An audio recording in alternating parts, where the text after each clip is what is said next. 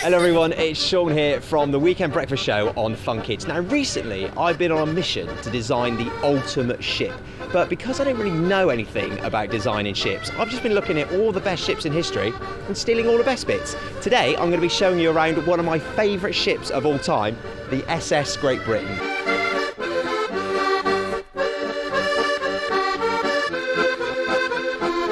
Now, not only is this one of my favourite ships of all time, but we're also getting a very special guided tour today from a special guest, the one, the only, Mr. Isambard Kingdom Brunel.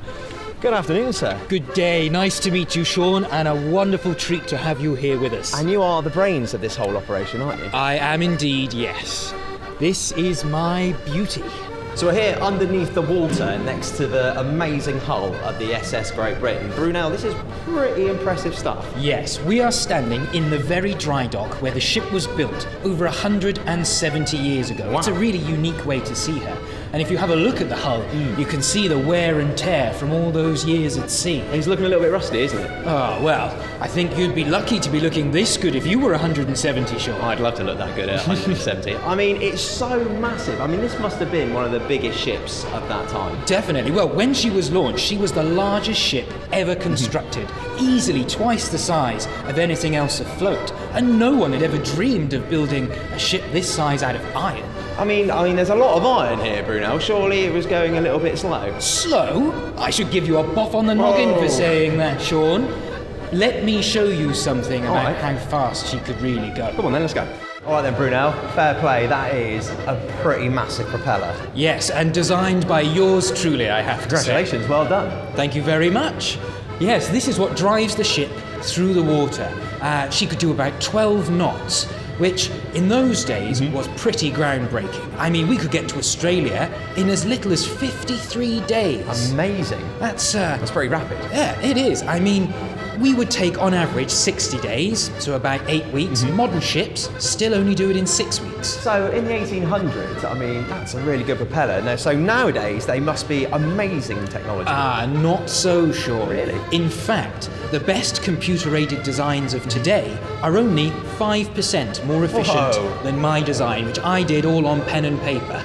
Well done, congratulations on that. Now, would it be a bit of a cheeky request to have a little nose around on deck? It would be my pleasure to show you on board. Excellent. Let's go. So we're here on the weather deck of the SS Great Britain. A lot of tourists around at the moment, Brunel, but in the 1800s, what would we be expecting to see up here? It would have looked quite different. Of course, you'd have had the passengers getting a bit of fresh air and escaping from the bowels of the ship. But there'd have been more animals than people, at least at the start of the voyage. Wow, there were no refrigerators or freezers in those days. Makes sense, doesn't it? So if you were going to eat meat, you had to bring the animals with you. So there'd probably be a cow just running around, or maybe a couple of pigs? Not quite, but we'd have had as many as 160 sheep, Oh, just 160? 500 chickens, ducks, That's loads. geese, pigs, a cow for milk and perhaps a couple of bullocks for beef and 5 rabbits. That sounds like Noah's Ark on here. It was a little bit like that, yes. So it meant that even when you came up for a bit of fresh air, there were, plenty of unpleasant smells still hovering around the weather deck, unfortunately. Excellent. So here we go. One of the cows in question, which we mentioned earlier. Yes. Would he always be in here, or would he be allowed to have a little trot out? It wouldn't really be safe to allow the cows to get out and trot, unfortunately. Now, this girl would have been here primarily to provide milk for the first-class passengers. Whoa, only first class? Well, yes, there's not enough milk to go around, and, the first-class passengers were paying so much more than the cheap seats that they'd expect a few luxuries just for them. Yeah, so she was quite happy to be fed and to sit here, enjoy the view, and just be built when necessary. Brunel, very kind of you to invite me down to dinner. It's quite all right, my pleasure. This is a very posh room. Yes, this is probably the most exquisite room on the ship. On the planet, maybe even. We're in the first-class dining saloon. Now, this was designed to rival the best 5-star hotels of the age. Yeah. So when Victorians came aboard ship and saw this level of opulence, they couldn't believe it. I bet they couldn't. So what's on the menu? Well, sometimes you could choose from as many as 22 courses in a single meal. All those animals. I'm not sure that could fit in here. Oh, I don't know. We could give it a good old try. You'd have anything from, a nice bit of tripe to roast calf's head, perhaps a little bit of pig cheek, or maybe, if you're feeling a little less adventurous, some fruit to start What about cheeseburgers? Any cheeseburgers? I'm not familiar with this dish. Oh, okay. Well, maybe I can tell you how to cook it and then we can put it on the menu. We Might can work. certainly give Might it a work. try. Why not? And so what else used to happen in this room? I mean, after dinner, what would you do? Push the tables back and have a bit of a disco? Not quite. If we were lucky enough to have some singers or musicians travelling on board, then perhaps we'd set up a bit of an impromptu concert and have a bit of a sing-along. So you could have like One Direction in here having a little bit of a sing-song. I don't think I follow. The direction we're travelling in is east, towards Australia. I'll explain One Direction to you later on. All right, sure. Where should we go next? Well, we need to go and visit the heart of the ship next, I think. Sounds exciting. That means we're going to the engines. So here we are in what I'm guessing is the beating heart of the ship.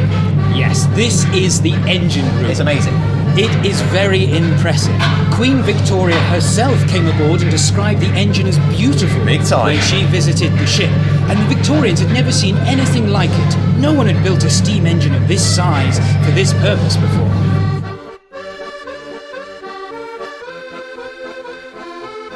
Miss Brunel, I just want to say a massive thank you for giving me a tour of your ship. You're very, very welcome. It's my pleasure. Now, usually when I've had a look around these ships, I like to take the coolest part for my ultimate ship design.